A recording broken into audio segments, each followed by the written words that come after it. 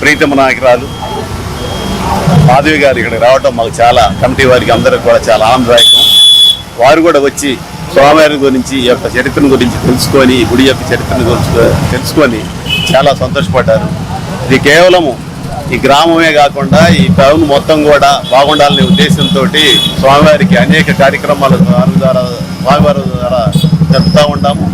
ఇక్కడ ఉన్న గ్రామంలో ఉన్న ప్రతి ఒక్కళ్ళు సుభిక్షంగా చాలా ఐశ్వర్యంతో వర్ధిల్లాలని చెప్పేసి ఆ స్వామివారిని కోరుకుంటా ఉన్నాం. స్వామివారు అలానే ఈ గ్రామాన్ని ఎంతో అభివృద్ధి చేస్తూ చంద్రబాబు నాయుడు గారి పాలనలో ఎంతో అందరూ కూడా ఐశ్వర్యవంతులు అయ్యేటట్టుగా చేస్తూ ఉంది. దగ్గరలో మనకి రాజధాని రావటం వల్ల అలానే ఇక్కడ ఉన్న ప్రతి భక్తుడు కూడా ఈ యొక్క కార్యక్రమాలకు చాలా సహకరిస్తున్నందుకు, ఇలా మేడం గారు వచ్చినందుకు కూడా మాకు చాలా సంతోషంగా ఉంది.